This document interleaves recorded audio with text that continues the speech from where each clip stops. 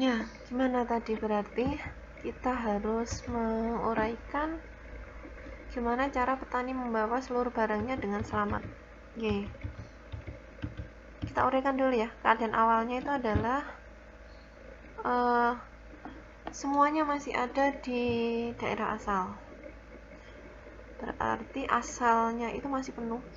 Petani, sayuran, kambing, sama serigala itu masih ada di asal. Seberangnya masih kosong atau belum ke seberang. Terus keadaan akhirnya adalah semuanya sudah di seberang. Terus kita set aturan-aturannya. Pertama, petani dan kambing menyeberang, petani dan sayuran menyeberang, petani dan serigala menyeberang, petani dan kambing kembali, petani dan sayuran kembali, petani dan serigala kembali, petani kembali sendirian, gitu ya. Oke, kita coba rule pertama ya. Rule pertama adalah petani dan kambing ke seberang. Nah, berarti yang di asal hanya sayuran dan serigala. Kalau sayuran ditinggal sama serigala kan nggak dimakan sayurannya, ya. Jadi sekarang petani sama kambingnya di seberang. Kita masuk step 2, berarti awalnya ini ya, dipindah ke sini ya. Gini. Terus kita lakukan Rule 7 itu petani kembali sendirian. Nah, jadi petaninya sekarang pindah sini. Terus Rule 3 petaninya pergi ke seberang dengan serigala. Nah, jadi petani dan serigalanya di seberang. Terus Rule 4 petani sama kambingnya kembali. Nah, serigalanya sendirian. Nanti soalnya kalau petani kembali, kambingnya dimakan. Kemudian petani dan rule 2 dijalankan. Petani dan sayuran menyeberang. Nah, terus rule 7 petani kembali sendirian. Baru rule 1 dijalankan, petani dan kambing menyeberang. Jadi ini tadi goal state-nya gini ya. Semua di seberang, initial state-nya ini. Nah, kayak gitu. Nah, paham nggak kira-kira ya? Coba kita demokan ya. Nah, ini dia sebenarnya. Ini ruang keadaannya. Anggap ini itu asal. Ini di seberang gitu ya. Sekarang misal petani pergi sendiri.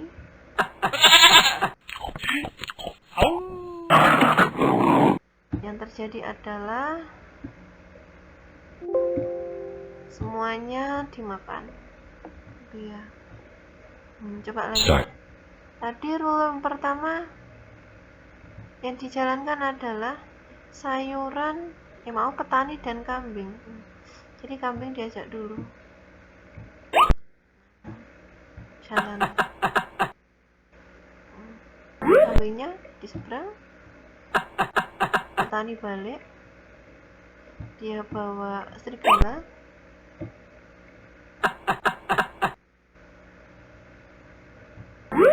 Nah, kalau sampai petani pergi, nah, kita ulangi ya.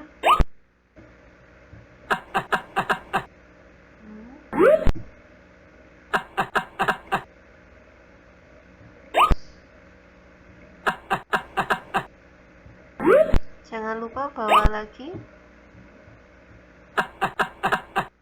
Jangan lupa dikembalikan.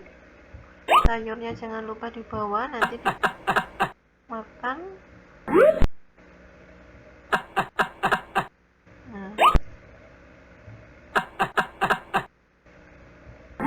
Nah, sudah. Nah, seperti ini ya gambarannya ya. Oke. Sekarang gimana sih caranya merepresentasikan ruang keadaan? Ya, ada banyak cara. Di sini yang saya uraikan 3 cara. Yang pertama menggunakan graf, kedua menggunakan pohon pelacakan, search tree, atau AND OR tree. Ya. Kita ke graf. Ingat, graf itu adalah sebuah representasi yang terdiri dari node yang menunjukkan keadaan. Node itu kadang disebut node, kadang disebut titik. Node dihubungkan dengan arc atau panah dan pastinya berarah. Contohnya kayak gini. Nah, ini yang bulat-bulat ini node. Pernah ya dapat kayak gini kalau nggak salah di mata kuliah struktur data. Terus ini yang berpanah-panah, ini adalah arahnya. Jadi setiap node akan dihubungkan dengan arah atau garis. Kalau tidak terhubung berarti dia sebuah node yang tidak terhubung. Kalau ini adalah sebuah node yang terhubung. Ya. Kalau ada pertanyaan, tentukan lintasannya gitu.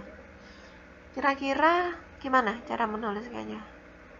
Kalau seperti ini kan kelihatan source-nya di A gitu ya, goalnya di K gitu ya. Nah, kalau kita lihat di sini lintasannya ada A, B, D, E, G, Z. Gimana sih? A, B, D, E, G, Z. Oh sorry, bukan ini ya, tapi ini goalnya. Ini A, C, E, G, Z. A, C, E, G, Z.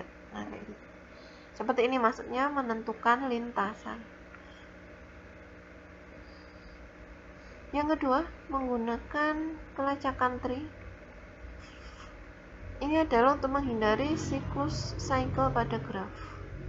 Jadi tree digunakan untuk menggambarkan keadaan hierarki. Hierarki itu berarti dari atas ke bawah. Terdiri dari beberapa node yang level 0 disebut dengan akar ya, selayaknya tree. Selebihnya disebut dengan node anak. Kayak gini. Kalau gambar yang tadi saya ringkas gitu ya. A ini nyabang ke B dan C. B ke D. D ke E. Kalau C nyabang ke E, F. Berarti kalau digambar tree itu seperti ini. A nyabang ke sini. B langsung turun. C nyabang ke sini. Nah, kira-kira enak mana dilihatnya? Kalau dilihatnya mungkin enak yang tadi karena itu representasi asli. Tapi kalau untuk mencari solusi, kelihatan nih ya, langsung seret. Nah, langsung kelihatan. Dan langsung kelihatan bobotnya yang panjang mana, yang pendek mana, kayak gitu. Nah, itu menggunakan tree.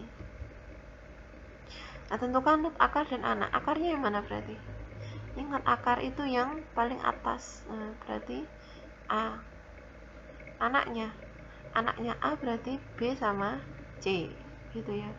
Kalau anaknya B berarti D. Anaknya D, E, dan seterusnya gitu. Yang terakhir, pohon AND OR adalah bentuk lain dari graf. Ini menggunakan N seperti ini, berarti ini juga dilewati. Artinya A ke D itu pasti melewati B, A ke G itu pasti melewati B, D, E, G. Aslinya ini sama dengan tree, hanya saja dia disingkat. Gitu ya. Kalau ke G berarti A pasti ke C dulu, ke E baru ke G. Gitu. Jadi hanya lebih ringkas gitu.